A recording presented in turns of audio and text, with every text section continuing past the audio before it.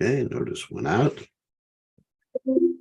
And yeah, we got to check to make sure streaming is working.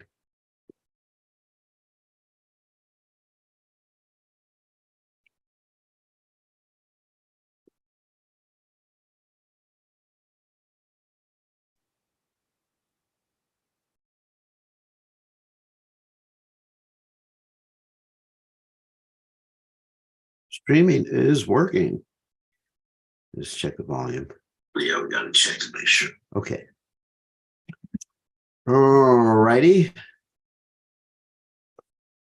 Okay. Yay. Let's see where we are. Okay, we're going to chat first. And today we're starting a new book. It's called the Ramananda Samvada in Search of the Absolute Truth. And so, what are we going to chant?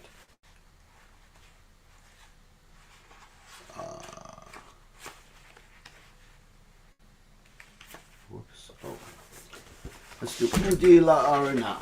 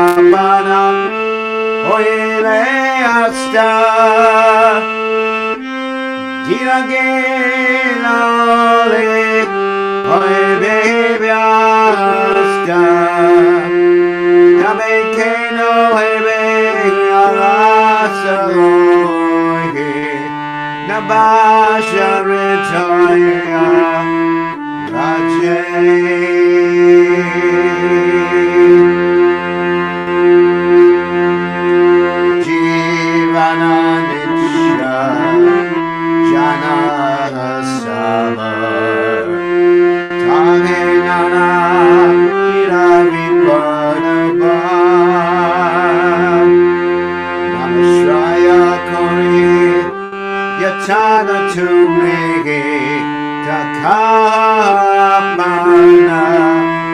gaje Jiverakaryana saranakam Jagate asye madhurana Avidyatimira tapana rupe girit gagine vira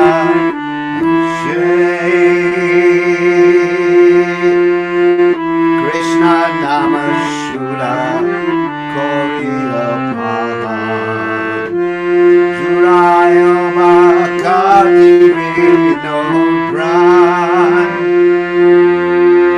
Nama vina kichu nahi gavaraga Choda bhavana maje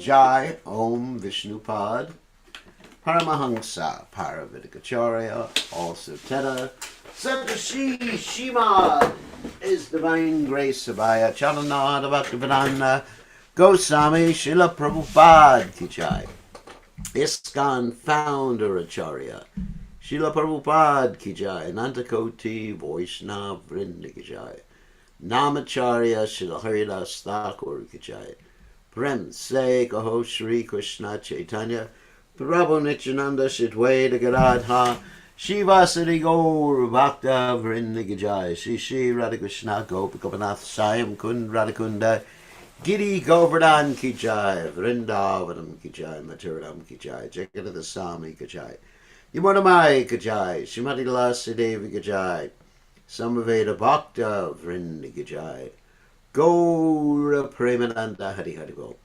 All glory is the assembled devotees. All glory is the assembled devotees. All glory is the assembled devotees. All glory is to Shri Guru and Gauranga Srila Prabhupada Ki Jai. Namam Vishnupadaya Krishna Prastaya Budale Shrimati Bhaktivedanta Swamini Namani. Namaste Saraswati Devi Gauravani Pacharni. Nivashesha Shunyavadi Paschatya. Deja Tarane Srila Prabhupada Ki Jai. Let me read the translation. When the rising sun appeared in the east, the jewel, the twice-born Lord Gauranga awakened. Gathering his devotees around him, he set out to preach in the countryside, towns, and villages. Totoyi, tatai, sounded the mridanga drums, and the cymbals chimed in time. Lord Gaurasundar's shimmering golden features danced, and his ankle bells jingled. Mukunda, Madhava, Yadava, Hori, chanted the devotees, their mouths filled with the vibrations. Calling out, they preached to those still sleeping. You spend your nights uselessly sleeping and your days decorating your bodies. Although you have achieved a rare human birth, you do not care for this precious gift. Instead, you refrain from serving the darling of Yashoda and slowly fall through your last moments to death. With every rising and setting of the sun, a day passes and is lost. Why then do you remain idle and not serve the Lord of the heart? This life is temporary and full of various miseries. Take shelter of the holy name as your only business, to penetrate the darkness of ignorance and bless everyone's heart. The sweet holy name is risen like the shining sun. Drink deeply the pure nectar of Krishna's holy name, which is the life and soul of Bhakti Vinod.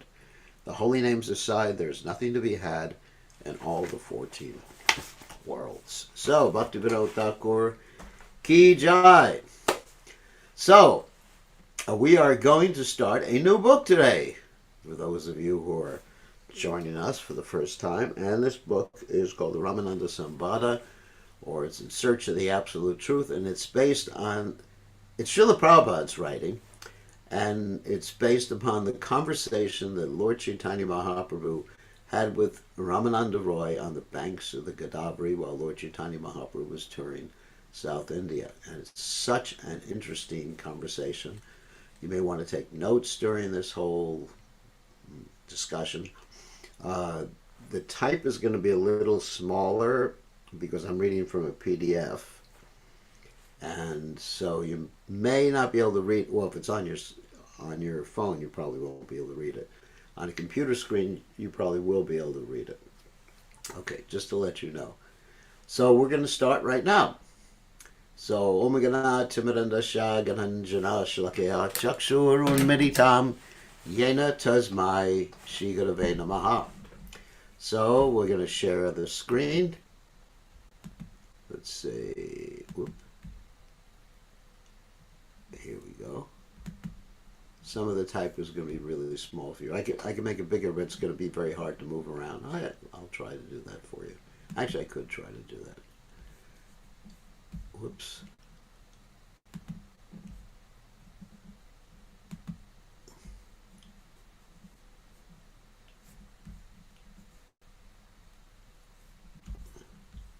Hare Krishna, Hare Krishna. Hold on a second. Something went wrong. Haribol.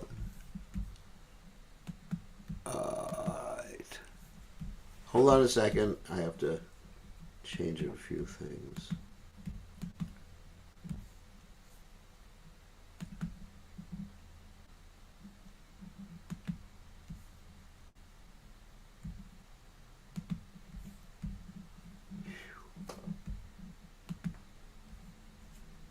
Just give me one more second. I have to adjust a few things on the computer so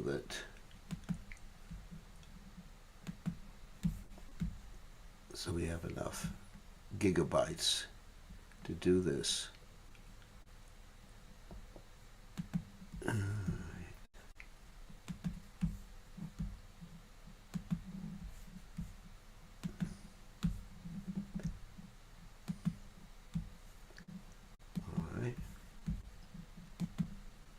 Should work now.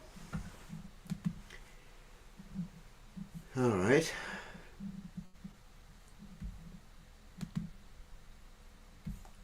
There we go.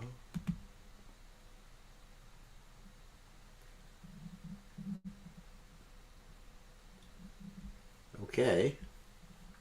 So we are ready to go. Let me turn up the volume because the volume is too low.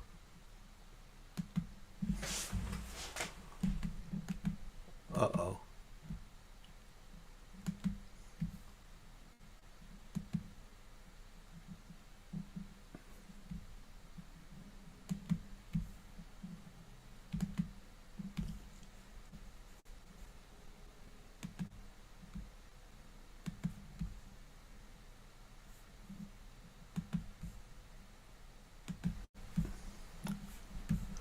Okay. Should be working now. Yeah. Okay. Alright. Give me a second.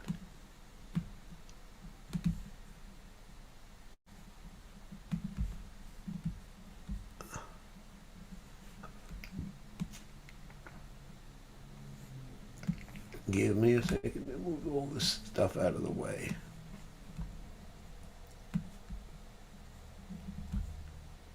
Okay. All right. Here we go.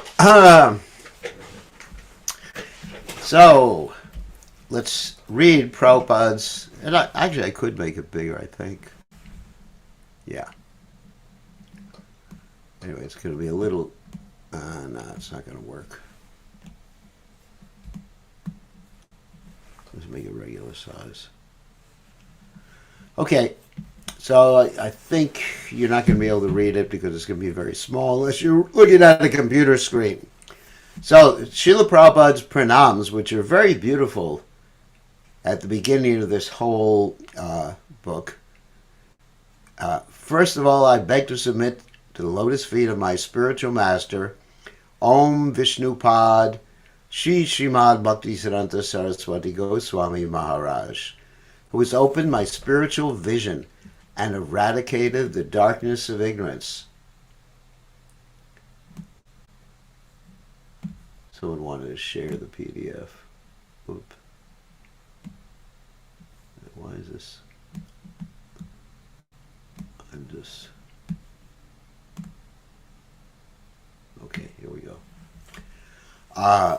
Has opened my spiritual vision and eradicated the darkness of ignorance by his forceful message of the transcendental world. It is only by the mercy of his divine grace that I have been able to remove the impersonal calamity. I offer my most sincere obeisances unto the lotus feet of the Lord of Lords, who is the protector of all surrendered souls. The Supreme Lord is always anxious to bestow upon us the fortune of unalloyed love of God, untouched by deviating processes such as dry speculative empiric knowledge, or the unsatiated desire for fruit of activities meant only to acquire temporary material gains. He is the supreme leader of the chain of disciplic succession in the line of Srila Ananda Tirtha, because that's Madhvacharya. He is worshipped by Sriman Advaita Prabhu and Sriman Haridas Thakur, who are the incarnations of Mahavishnu and Brahma, respectively. He delivers his devotees, such as the Brahmin leper Vasudev, from all ailments. He is the deliverer of Sarvabhauma Bhattacharya and King Prataparudra, who were suffering from the pangs of material renunciation and enjoyment respectively. I offer my most sincere obeisances unto the lotus feet of the Lord of Lords, that's Lord Chaitanya, of course, who superficially accepted the renounced life of a sannyasi to make the Brahman's curse effective. In the garb of a sannyasi, he initiated the transcendental ecstasy of spontaneous love of God, as was felt by Srimati Radharani in her amorous desire to meet Krishna, Shri Krishna.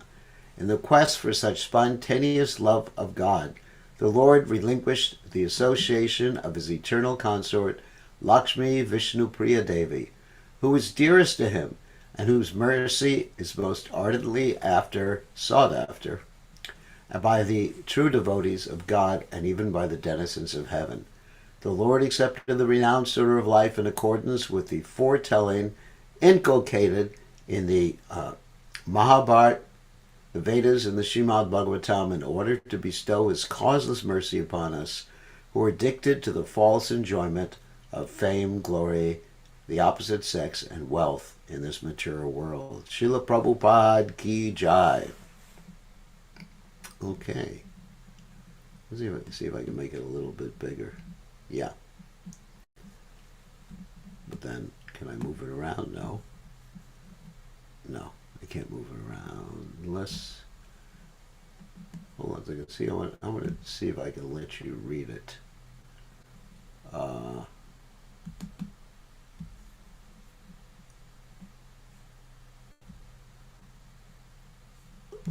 on a second.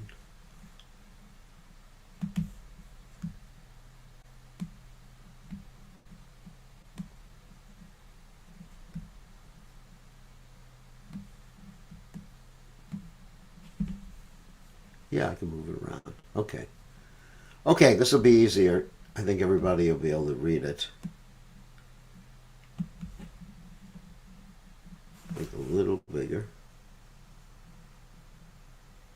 Okay, now you can read along. That's cool. Let me just adjust other aspects of this screen. Okay, you're going to be able to read along. Okay, so this is now we start. While on a tour of South India, Lord Chaitanya Mahaprabhu arrived on the banks of the river Godavari. That's in a place called Rajamundari, where we have an ISKCON temple, and I visited that temple. This is as big as we can make it. I can make it bigger, but I won't be able to fit it on the screen, so just cool down. I know what I'm doing.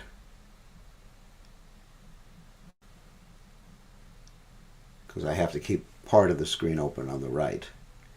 So Lord Chaitanya Mahaprabhu arrived on the banks of the river Godavari, where he met Sri Ramananda Roy, a great devotee of Sri Krishna.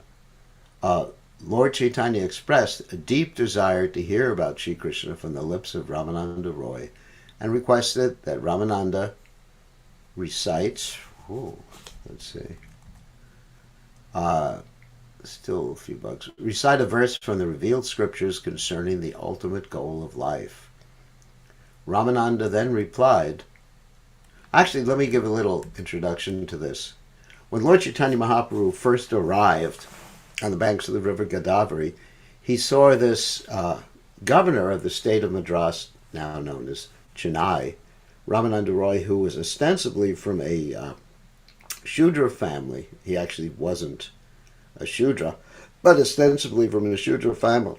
He saw him surrounded by all these different brahmanas and his whole entourage. And when they saw each other, they met and they embraced each other and fell on the ground in ecstasy.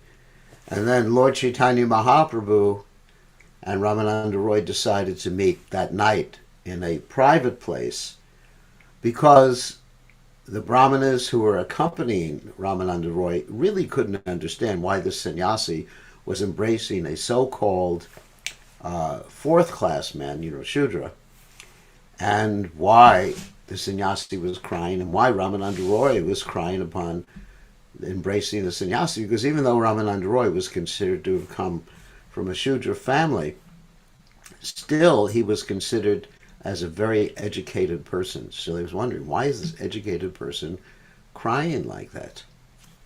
So, okay. Ramananda then replied, Swadharma charane Vishnu bhakti hoya. If one performs the prescribed duties of his social position, he awakens his original Krishna consciousness. Of course, that means if one follows Varnashram, because there's a big discussion going on today in ISKCON, that Varnashram, they say, is very important. And they have a quote, ostensibly, that Prabhupada made, that 50% of his mission was not finished because Varnashram was not instituted. But the point is, there's no proof of that quote. There's no proof. There's no recording of it. And basically, it's just word of mouth that maybe someone heard that quote. So we don't even know if that quote's bona fide. And Prabhupada actually said, if you heard that Prabhupada said something and it's not in writing or it's not recorded, then you don't have to believe it. Okay. So that's really important. So anyway, Varnashram means the society is broken up into the 4 Varnas and 4 ashrams. 4 Varnas means Brahman, Kshatriyas, Vaishya, and Shudra, and ashrams means Brahmachari, Grihastha, Vanaprastha, and Sannyas. So the social orders and the spiritual orders. So it's in the Vedic system. And Prabhupada, certainly we do want to have some aspect of Varnashram. What does that mean, some aspect? It means we want to give people service according to their psychophysical nature, and that's the Guru's position. But not to designate someone as a Shudra, someone as a Brahmin, someone as a Vaishya. We just want people to do what they're good at according to their guna and karma. That's it. It's really easy to understand because everyone's a Vaishnava. Okay. And people make it so complicated.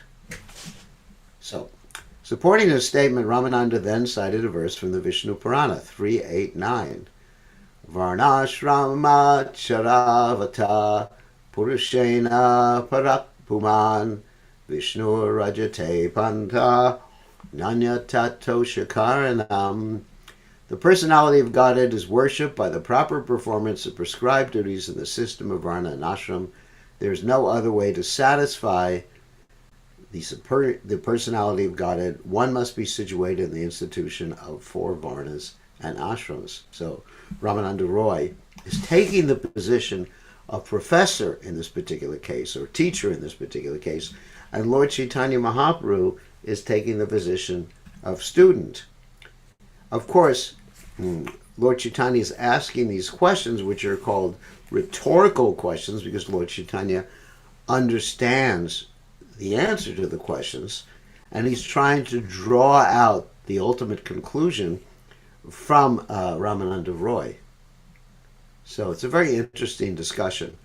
So let's go on to number 2. We got to go back here. See, the way this is laid out, you can't. This is because of the PDF and it doesn't have flow. You can't really change the flow. So it's laid out in page by page format. So that's why it's a little harder to go from one place to another. Hearing the statement from Ramananda Roy, Lord Chaitanya replied that the system of Varnashram Dharma was external. Of course it is. It's based on the body. And simply following Varnashram Dharma without Krishna consciousness is not going to give you anything in terms of spiritual advancement. Actually, there's something called Daiva Varnashram Dharma, and there's Asura Varnashram Dharma. Asura means without Krishna, and Daiva means that you're using your different statuses of life, spiritual and material, to please Krishna. And thus was not acceptable. So Lord Chaitanya Mahaprabhu rejected it. Lord Chaitanya also rejected the statement of Ramananda because the system of Varnashram Dharma is now jeopardized by the influence of the present age of Kali, the age of quarrel and fighting. Why is that? Well, why does Lord Chaitanya Mahaprabhu say that? Because it's become the caste system, first of all, where someone is assumed to be of a particular Varna, Brahman, Kshatriya, Vaishya, Shudra, according to their birth. That's one thing. And another point is that you have so much exploitation of people. And if someone has a higher status in the social order or spiritual order, they'll try to exploit others, utilizing that higher status. Whew. Another reason is that in this stage of Kali, there's only one Dharma. Krishna Nama Sankirtan. Kali Kalera Dharma, Krishna Nama Sankirtan. The only Dharma in this age of Kali is the chanting of Krishna's name. That's it, buddy. Nothing else. Krishna Nama Sankirtan. And everything else is meant to support it. You can accept certain aspects of Varnashram to support the Shravanam Kirtanam. But if it doesn't support the Shravanam Kirtan, it's useless. So that's really important. Another reason is that we don't really pay too much attention to Varnashram Dharma is Kalo Shudra Samvada. Then in Kali Yuga, basically everybody's a Shudra, except for those who have had some samskara, reformatory practice, which means like initiation, following the order of the spiritual master. Then they can elevate their consciousness. But generally the default mode of nature for everybody is the mode of ignorance. Therefore you have quarrel, fighting, short memory, unfortunate things, wars. You got it. So in the Bhagavad Gita, the personality, so therefore Lord Chaitanya rejected this explanation of Ramananda Roy. In the Bhagavad Gita, the personality of Godhead declares that the Varnashram system is created by him, although he is aloof from such a system. Because the Varnashram system is a creation of the personality of Godhead, it is not possible to do away with it. Not possible to do away with it because everybody has a particular guna and karma. That is, a particular mode in which they function, in which they think, and a particular type of activity that they like to do, that they're good at. Like Arjuna, he was Kshatriya. So, however, the nefarious activities of the people of age of Kali can jeopardize the Varnashram system. Nefarious means activities whereby you exploit that system. We have purposely used the word jeopardize because the whole system still exists, but in a reflected form. That's called the caste system, or the system of exploiting other people in the name of Varnashram. Varna, it's interesting. Let's talk about these two words, Varna and Ashram. Varna once means color, but really it indicates the color of one's consciousness, not so much the actual color in terms of color, the spectrum of colors, but how much immersed in Maya or the illusory energy you are. That's all. So those in the mode of goodness are less immersed, therefore they're Brahmins. Those in the mode of mixed passion and goodness are Kshatriyas. They're a little bit more under the modes. Those in the mixed modes of passion and ignorance are Vaishyas, a little bit more covered. And those in the mode of ignorance primarily are called Shudras, and they're really covered. So in the Varnashram system of social management, the aim of life is to attain the favor of Lord Vishnu, the all-pervading personality of Godhead. Unfortunately, in the present moment, the aim of life is to displease the all-pervading Godhead and thereby suffer perpetually under the laws of material nature.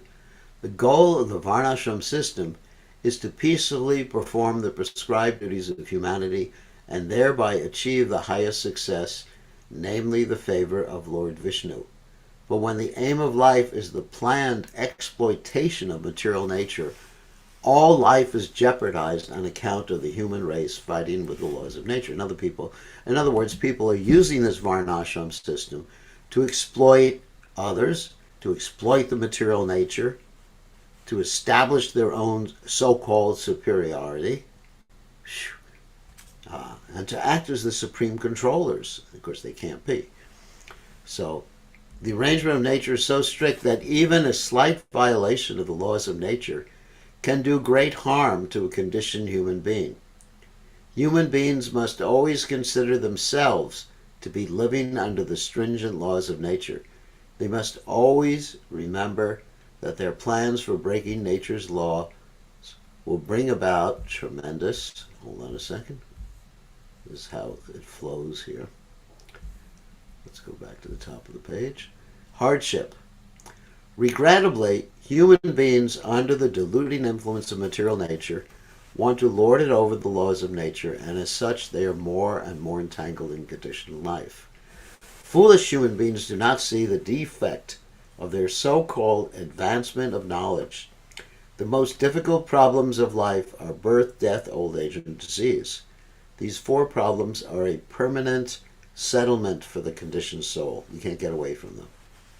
That's part of living in the material world. Human beings want to lord it over the laws of nature, but their so-called advancement of scientific knowledge cannot solve these problems.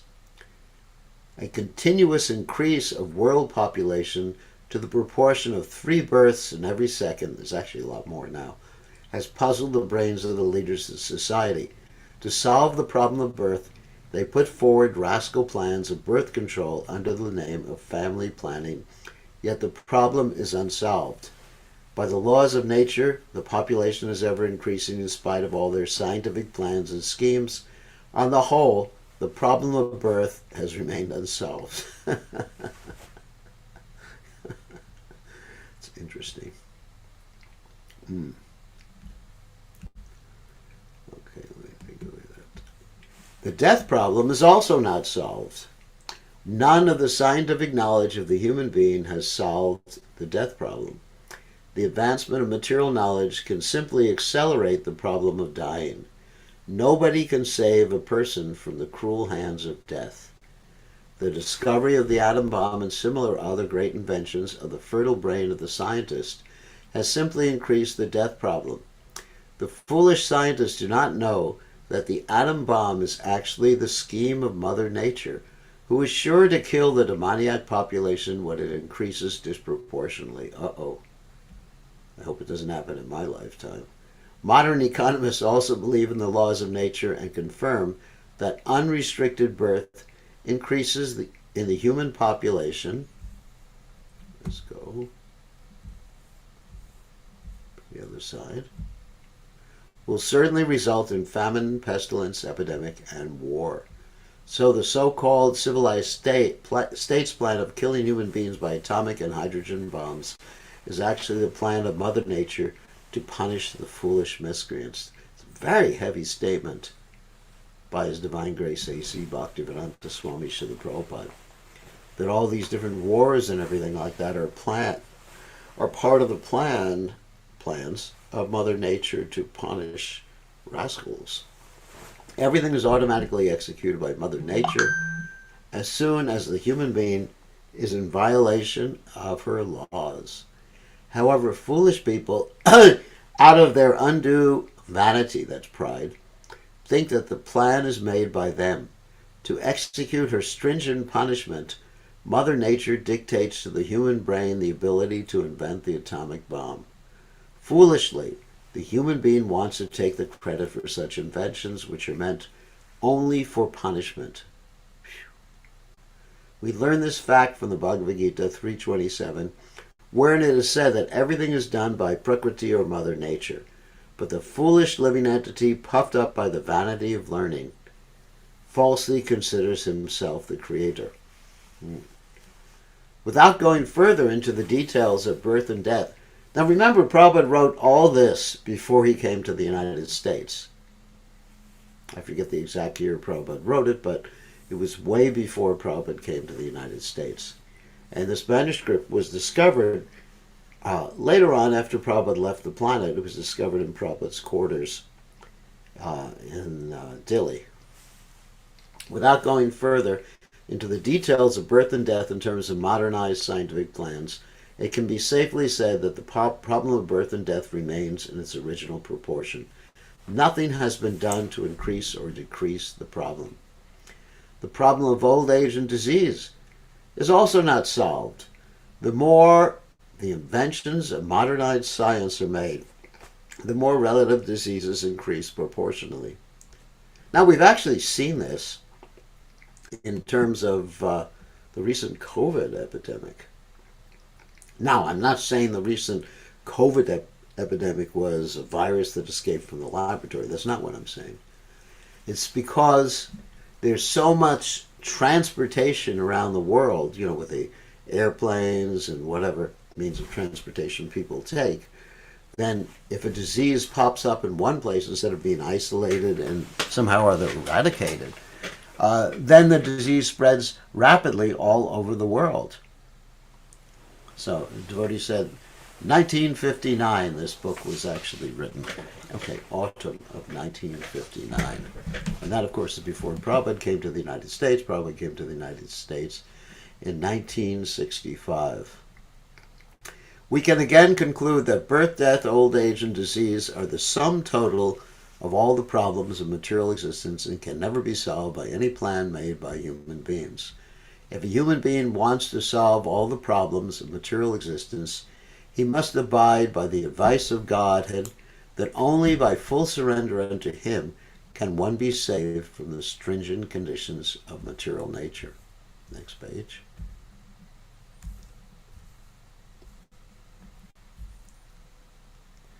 All right. Prabhupada's speaking a lot about the caste system here. Perverted castes.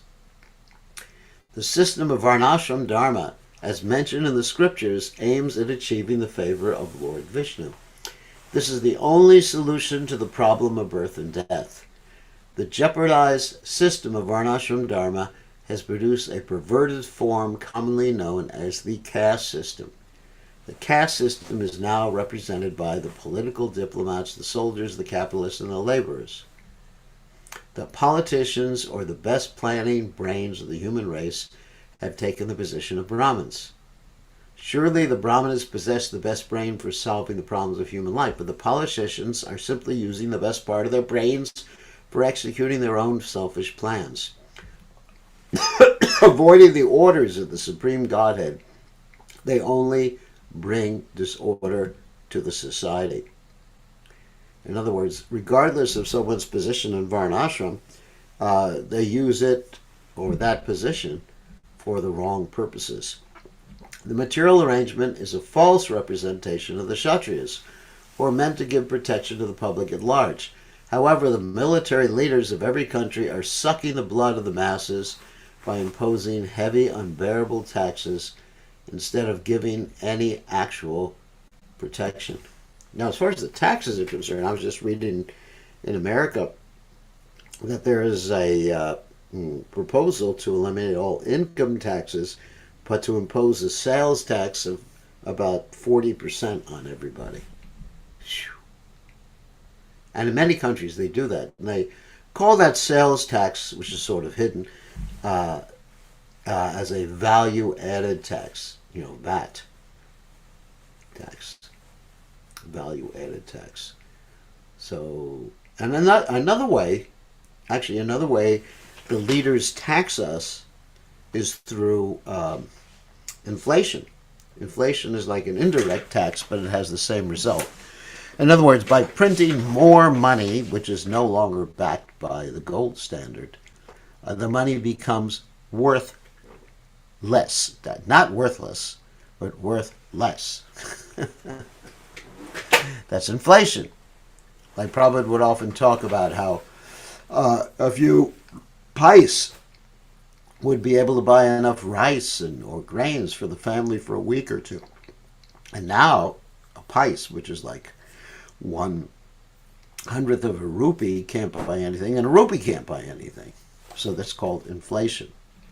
That's how the government actually taxes people without people being aware that it's taxation. The capitalists who represent Vaishyas, instead of accumulated wealth for carrying out the will of Lord Vishnu, let me just turn off that, are amassing huge wealth for their own sense gratification. As a result of this, many problems, such as political policies that exploit the masses, have sprung up in all parts of the world. The laborers are a perverted representation of the Shudras who are serving the capitalists under the pressure of many obligations. They're always groaning to make an adjustment to the labor problem by raising political issues. And of course, that's unions and things like that. The system of Varnashram Dharma has not been ostracized, as some may think, but the whole system has now been pervertedly represented by politicians in the position of Brahmanas, military men in the position of Kshatriyas, individual capitalists in the next page, position of the Vaishyas, and ordinary laborers in the position of Shudras. In other words, they may not call themselves Brahman, Kshatriyas, Vaishyas, and Shudras, but still the division of labor is there, with each aspect of the Varnashram culture exploiting the other aspects. The whole system is perverted by the law-breaking attitude of mankind, which is what Prabhupada is saying. This is spoiling the atmosphere of peaceful progress in human life. At present, the system of perverted Varnashram Dharma cannot in any way please the Supreme God, Vishnu. Thus, no one can escape the police action of Mother Nature, regardless of how expert one may be in material science. And the next heading is Real Varna and Ashram.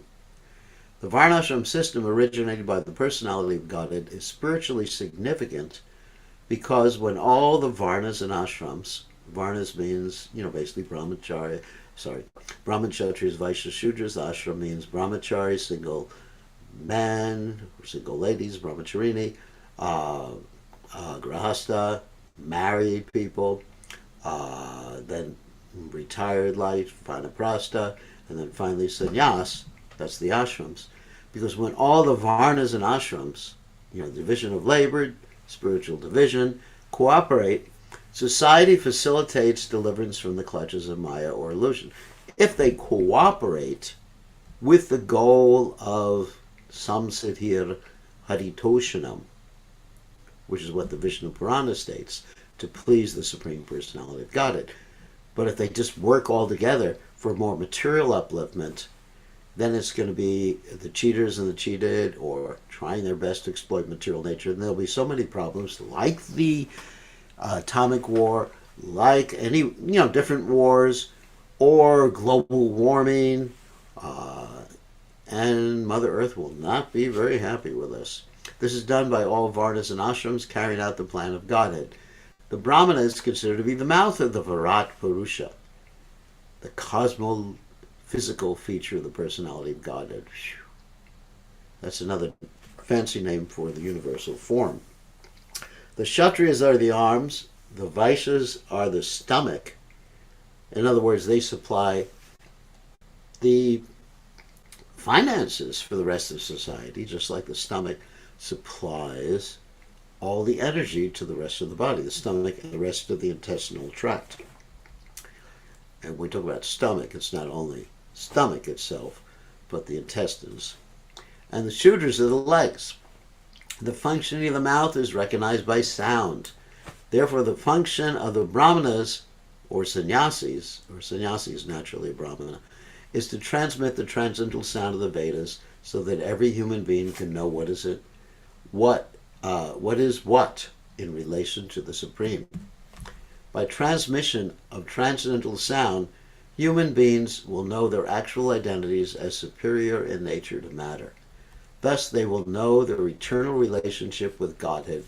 Knowing this, they will be engaged in carrying out the plan of Godhead, instead of serving the deluding energy with a false notion of lording it over her.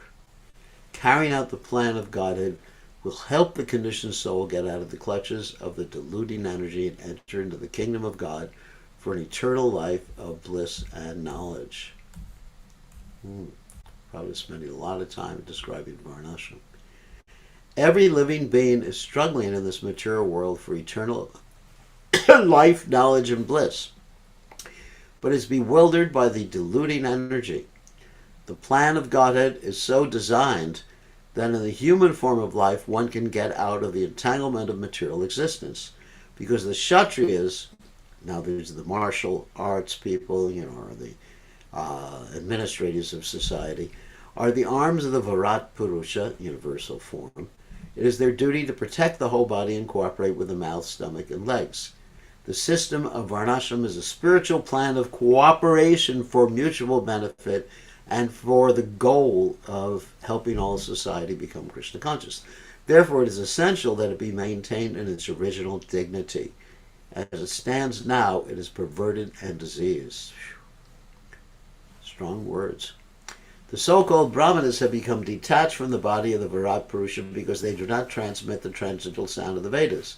A head that is cut off from the body certainly cannot produce any sound. Such a dead head, although called a Brahmana, has no real value as a head. Similarly, those Brahmanas who simply claim to be so by a custom of hereditary right also have no value as Brahmanas because they have no power to function as the mouth of Godhead. In the same manner, whoever fails to carry out the plan of Godhead as part and parcel of the Virat Purush must be considered fallen and detached from his position. Such separated parts are of no value as mouths, arms, stomachs, or legs. In other words, if those parts of the body don't function to serve the whole body, then there's no value to them. They're in a diseased condition. So, I guess that's all we have time for today.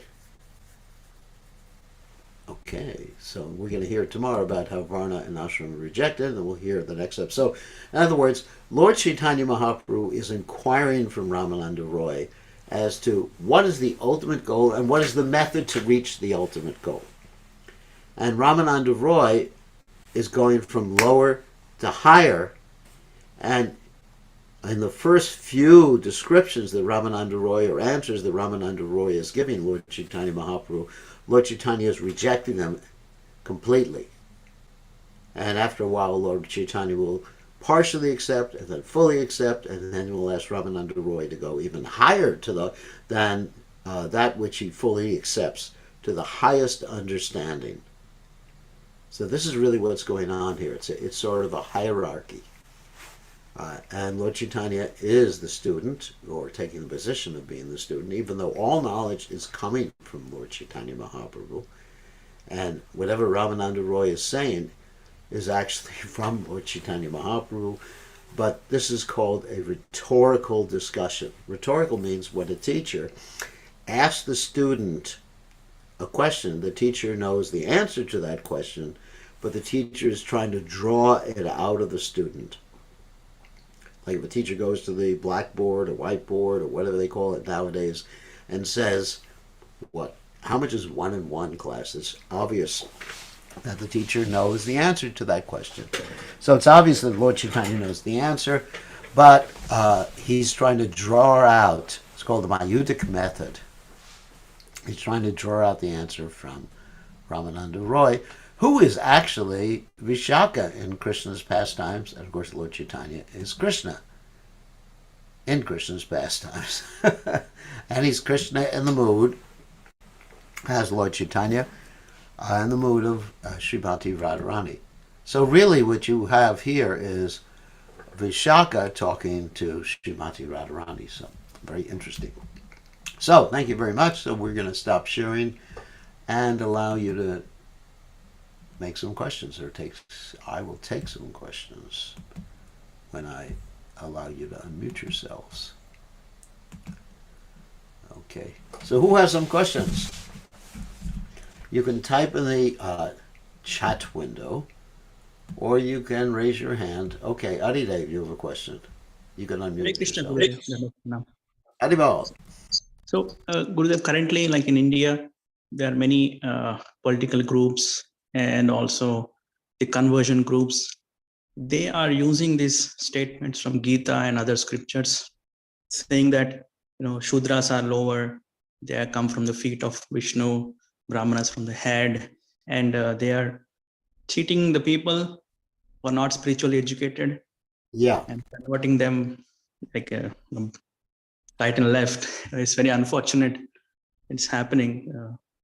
It's just not any question, but just a comment. What you think about this. One should consider every part of his body important. I mean, do they want their feet cut off? I mean, let's just give a practical example from my own life. That if the feet are in pain or the feet are not functioning properly, it disturbs the whole body if you don't take care of the feet. For example, I mean, my own life, actually it's pretty much taken care of now, but I had some, whoops, there goes the video. There was a metatarsal issue. I don't know if any of you know what a metatarsal is. That's part of the foot. And I had some swelling. I just turned off the video for a second to get it restarted. There was some, hold on a second. There was some swelling of the foot, and I was disturbed by it. I couldn't sleep at night. And now, of course, it's gone away. But the solution is not to cut my feet off. The feet are important. The stomach is important. And we know, according to the Ayurveda, that all diseases, basically, at least the non-communicable diseases, are actually coming from improper digestion. The arms are important. And the head, everything's important. Everything's important, and everything has to be taken care of.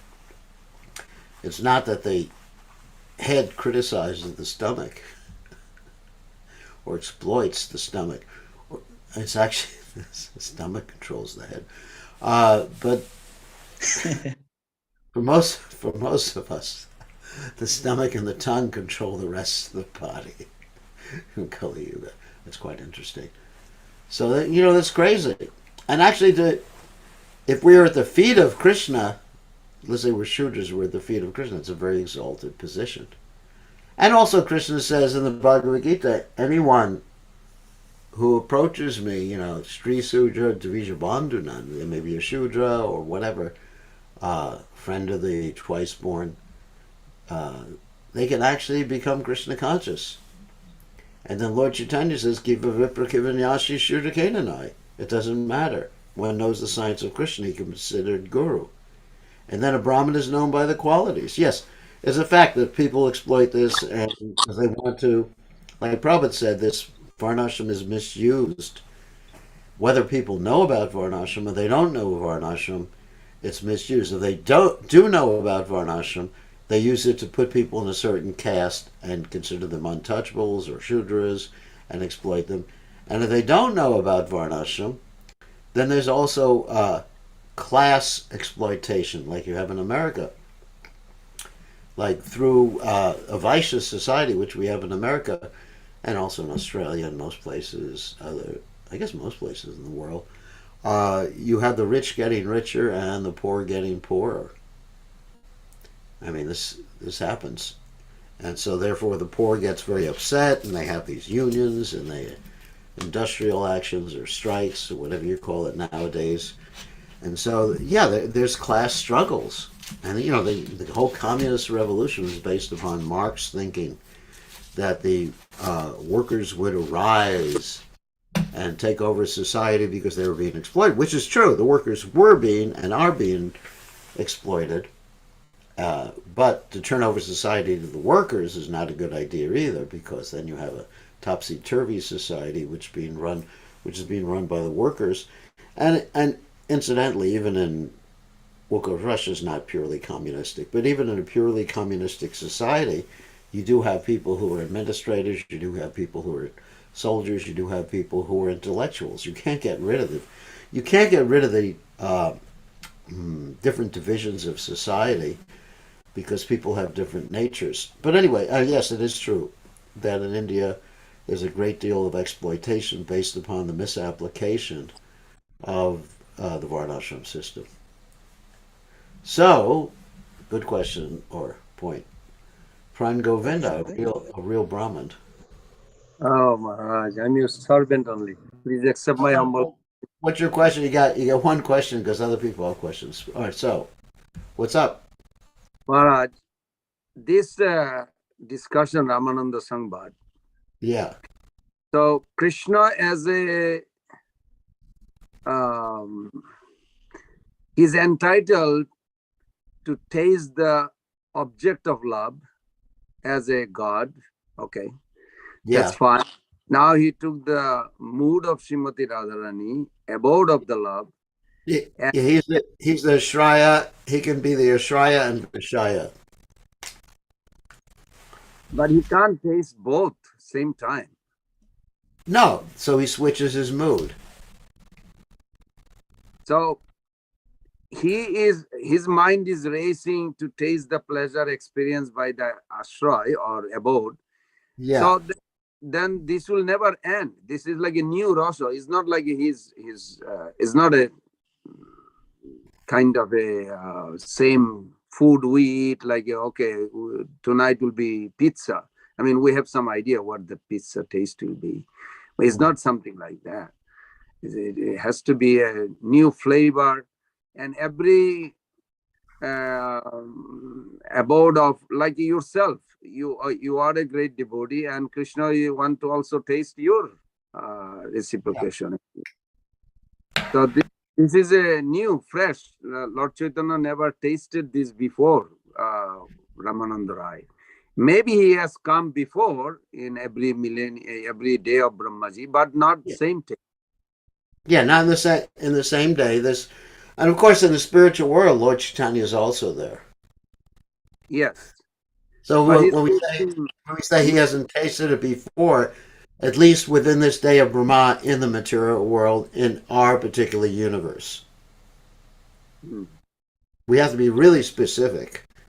It's this universe, this day of Brahma, then he hasn't tasted it before.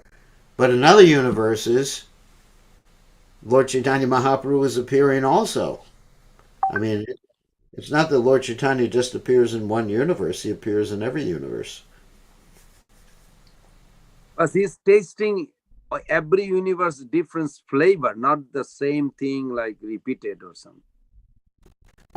Yeah, it's some variety. Basically, it's Lord Chaitanya. Lord Chaitanya appears in every universe, and Lord Chaitanya is Krishna in the mood of Radharani. But there's a different aspect. I mean, different manifestation or permutation of the pastimes. Thank you.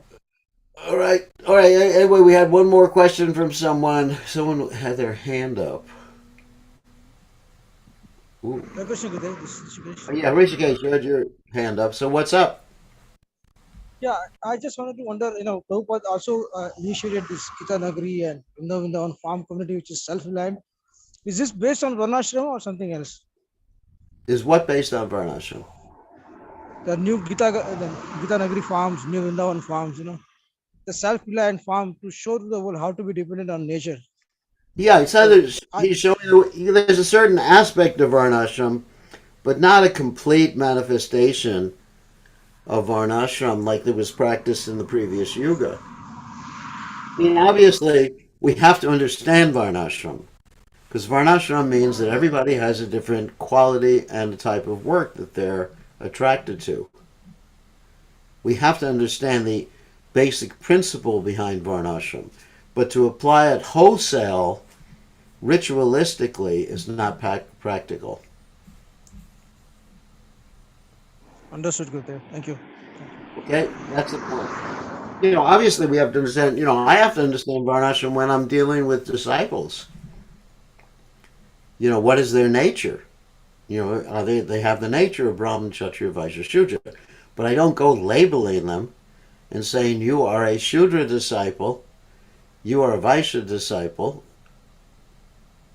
I may say you're inclined in a Vaishya way or whatever, but you're a Vaishnava. So, here's another question. Ramananda Roy knows the highest answers, so why was he wondering why he answers from lower explanations, making Lord Chaitanya Mahaprabhu ask further higher explanations to questions? That's because it's a pastime to bring out the philosophy. And so, there's testing. They're testing each other. The teacher's testing the student, and the student's testing the teacher. It's a relationship. It's a relationship. Sometimes, someone will ask you a question. Someone may ask me a question, and I may answer with something that's a little lower just to see how much they know. So it's like trying to draw things out, and it's part of it. It's a nectar of things.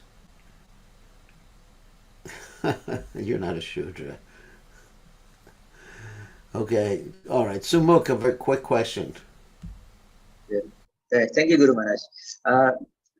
Like in this universe we are here, if I die in this universe and the soul remains in this universe, or can go next life another universe? The soul can go to another universe.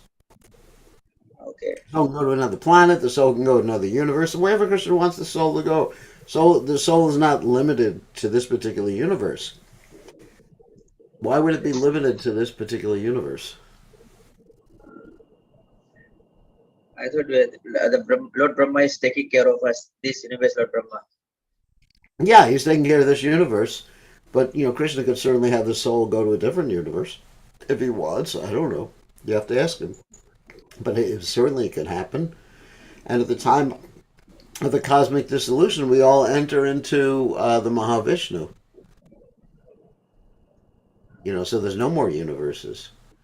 So the soul can take birth in any one of the universes.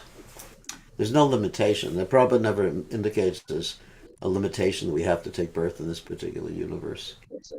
Sometimes the scripture says that before, when you leave this body, you don't go direct to the spiritual planet, but we have to go to a Krishna pastime somewhere. So Krishna's taking birth somewhere. Krishna's pastimes may be taking place in some other universe. That's an example. That's an example how the soul can be transferred to another universe at the time of death. Okay, it's late. So thank you very much. All glories to His divine grace. A.C. Bhakti